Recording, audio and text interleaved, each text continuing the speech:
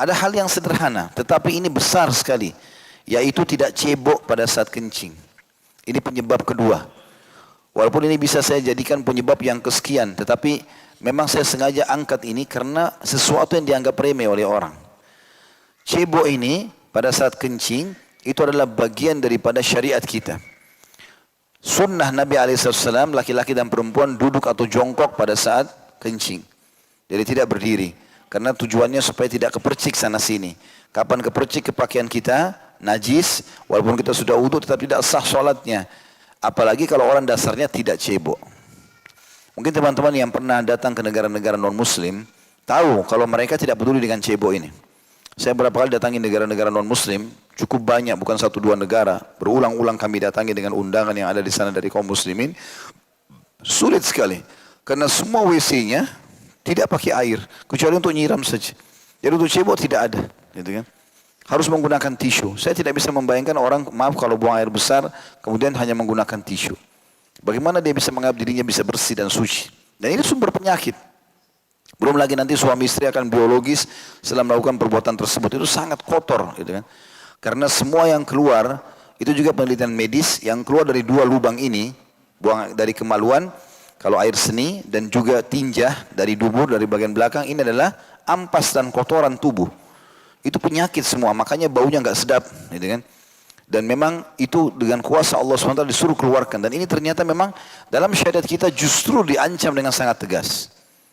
Sebagaimana hadis yang masyhur tadi sudah saya sebutkan, bahwasanya Nabi SAW bersabda, waktu melewati dua kuburan dan beliau mengatakan, sesungguhnya, tentu riwayat lengkapnya begini, bahwasanya dari Ali ibnu Abbas, lalu anhu beliau berkata, Rasulullah SAW melewati satu kebun dari beberapa kebun Mekah atau Madinah, lalu beliau mendengar suara dua orang yang sedang diazab dalam kubur. Lalu beliau bersabda, sesungguhnya keduanya sedang disiksa dan tidaklah keduanya disiksa karena perkara yang besar dalam pandangan keduanya. Tetapi ketahuilah, itu adalah perbuatan dosa besar. Yang pertama diazab lantaran tidak bersih dari buang air kecil. Kalau cebok saja tidak maksimal, sudah cukup datangkan azab kubur, bagaimana orang yang tidak cebok? Kata ulama, kalau kencing saja sudah begini ancamannya, bagaimana kalau buang air besar?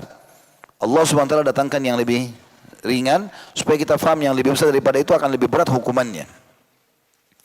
Dan yang lain karena namimah atau suka adu domba, nanti kita jelaskan itu. Kemudian beliau menyuruh mengambil pelepah kurma yang basah dan membelahnya menjadi dua bagian, kemudian menancapkannya di atas masing-masing kuburan tersebut. Para sahabat pun bertanya, wahai Rasulullah, mengapa anda melakukan itu? Kata Nabi SAW, semoga keduanya diringankan dari adab setelah atau selama kedua pelepah kurma ini masih basah. Dan ini diriwayatkan Bukhari nomor 216, 218, 1361, Imam Muslim sebutkan di 292, dan banyak sekali riwayat. Tirmidzi meriwayatkan, Abu Daud, An-Nasai, Ahmad, Ibnu Majah, Al-Baihaqi, Ibnu Khuzaimah, Ad-Darimi, semua menyebutkan riwayat ini. Berarti menandakan memang kencing ini penyebab siksa kubur.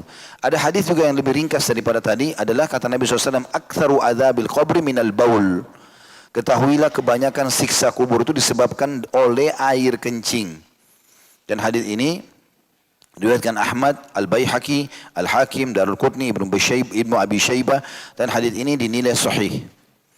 Juga sabda Nabi SAW, Ammata adzabil qabri minal baul. Umumnya atau kebanyakan siksa kubur disebabkan oleh air kencing.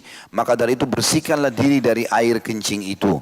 Hadis riwayat Al-Hakim, Tawarani, dan juga Al-Bazzar, Darul Qutni, dan semua menilai hadis ini adalah hadis yang sahih.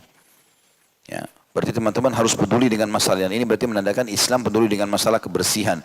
Sehingga kita tidak boleh menganggap remeh poin-poin seperti ini.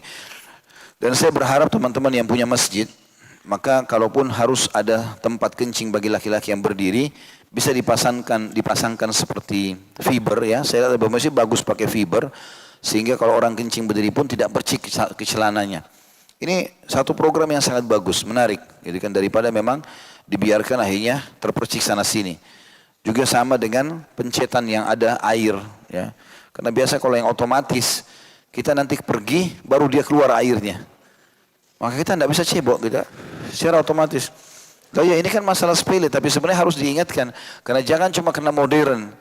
Akhirnya banyak orang tidak bisa melakukan ceboknya, dan ini najis, ini jadi dosa.